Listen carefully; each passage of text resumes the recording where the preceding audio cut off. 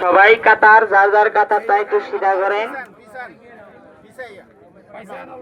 সামনে যাতে একটা সিজদার জায়গা থাকে, তাহলে কাতারটা সোজা হবে।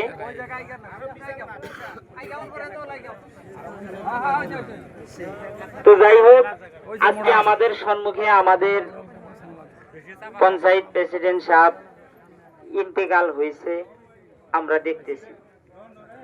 আল্লাহ রাব্বুল আলামিন আমাদেরকে এই কথাটাই কোরআন শরীফের মধ্যে বলে দিছে যে কুল্লু নাফসিন যায়িকাতুল মাউত, সকল জীবধারী বস্তু, যাদের আত্মা আছে আর কি, সকল আত্মা জাতীয় বস্তু মৃত্যুবরণ করতেই হবে।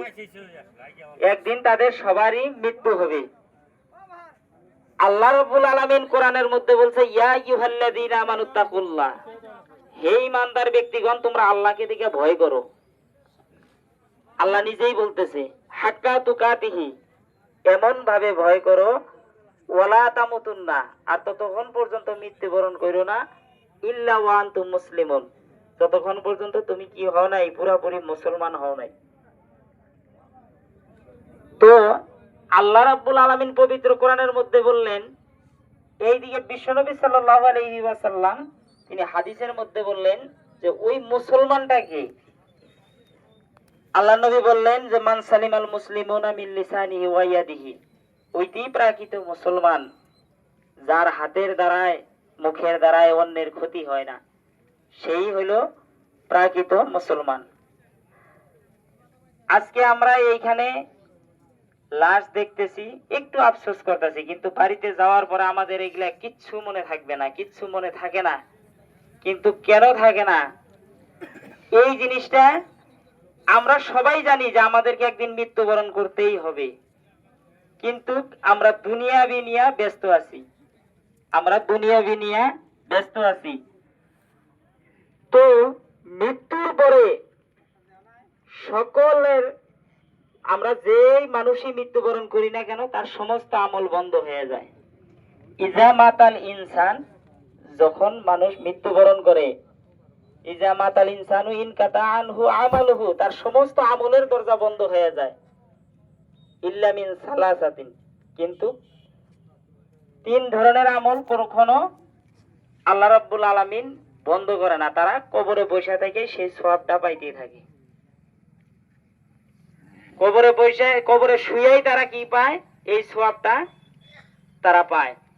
আর ওইটাই হইল আল্লাহর নবী সাল্লাল্লাহু আলাইহি ওয়াসাল্লাম বলেছেন যে ওই আমল কোন একটা বান্দা যদি দুনিয়াবি মধ্যে করে এবং ওই আমলটা মানুষকে শিক্ষা দেয়, যার প্রতি নাকি মানুষ শিক্ষা হয়ে ইসলামের দিকে ধাবিত হয় এবং সৎ কাজের আদেশ এবং অসৎ কাজের নির্দেশ দেন, তো এই আমলটা যদি তিনি যদি নিজেও করে এবং অপরজনকেও শিক্ষা দেয়, মানে কোরআন এবং হাদিস নিজেও শিখলো এবং অপরজনকেও শিক্ষা দিল, তো এই যে মানুষটাকে শিক্ষা দিল, ওই মানুষটার আমল যে করবে, প্রত্যেকটা আমলে যতটুকু নেকি সেই ব্যক্তি পাবে, অতটুকু নেকি যে শিখাইছে আল্লাহ রাব্বুল আলামিন তাকে ওই কবরের মধ্যে ওই শিখানিওয়ালা ব্যক্তিরও সমান ভাবে সওয়াব দিব। সুবহানাল্লাহ।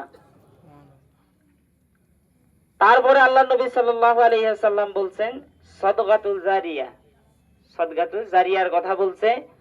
একটা মানুষ হয়তো একটা মসজিদ হইতেছে, মসজিদের মধ্যে দান করলো, মাদ্রাসায় দান করলো, ইসলামিক যেগুলা আছে ওই সমস্ত বস্তুর মধ্যে যেগুলা দান করলো, সাদকাতুল জারিয়া, আল্লাহ রাব্বুল আলামিন কিয়ামত পর্যন্ত যদি ওইটা কায়েম থাকে, একটা মসজিদে একজনে 5,000 টাকা দান করছে, কথার কথা, ওই 5,000 টাকা দিয়া হয়তো ইটা কিনা ওই মসজিদের মধ্যে লাগাইছে, যতদিন পর্যন্ত ওই মসজিদ কায়েম থাকবে, যতদিন পর্যন্ত ওই মসজিদ থাকবে, ওইখানে ইবাদত করবে, আল্লাহ রাব্বুল আলামিন ওই সওয়াবটা তার কবরের মধ্যে পৌঁছায় দিবে। সুবহানাল্লাহ।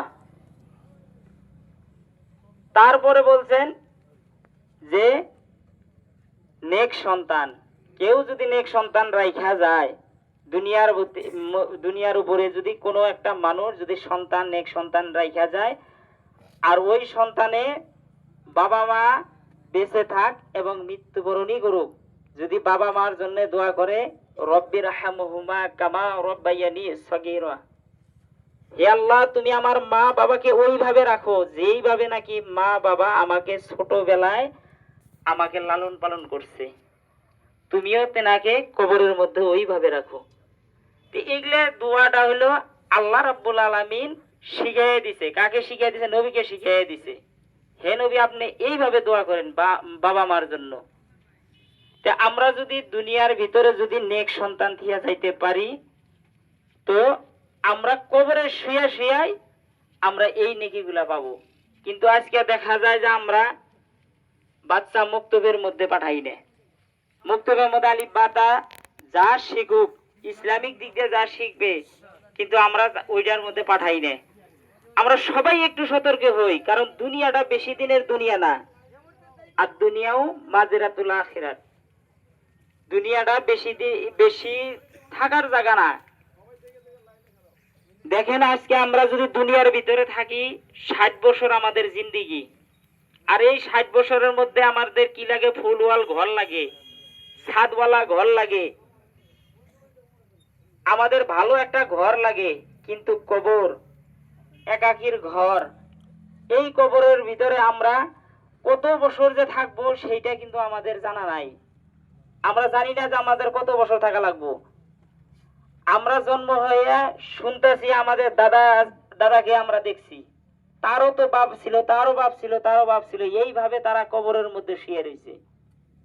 তো আমরা সবাই একটু চিন্তা ফিকির করে যে এই কবরটা হলো আমাদের কতদিন থাকা লাগবে সেটাই না। 60 বছরের মধ্যে যদি আমার একটা বাড়িতে যদি বিল্ডিং এর প্রয়োজন হয়, 60 বছর জিন্দিগির মধ্যে যদি আমার একটা ফুলওয়াল বড় ভালো বাড়ি লাগে, আমার একটা গাড়ি লাগে, আমার যদি সবকিছুই লাগে, আর আমরা এই 60 বছর দুনিয়ার ভিতরে এত কিছু যদি আমাদের লাগে, তাহলে আমাদের কবর, এই কবরের ভিতরে আমাদের কতটুকু না লাগবে বা কতটুকু না ই করা লাগবে, যার জন্য আল্লাহ নবী সাল্লাল্লাহু আলাইহি ওয়াসাল্লাম যে কোনো কবরকে দেখে কবরকে সালাম দিছেন, এবং বিশ্বনবী যদি কোনো একটা লাশ দিয়েছেন, লাশ দেখে হুক হুকায় কান্দিছে, বহুত হাদিসের মধ্যে গেছে।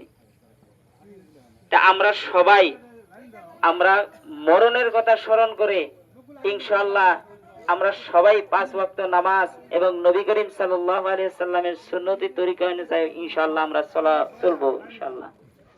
তো বেশি আর বলি না, আরো হুজুর আছে দুই এক কথা বলবে, এতটুকুই বলে ইনশাআল্লাহ আমি আমার বক্তব্য শেষ করলাম। আসসালামু আলাইকুম ওয়া রাহমাতুল্লাহ।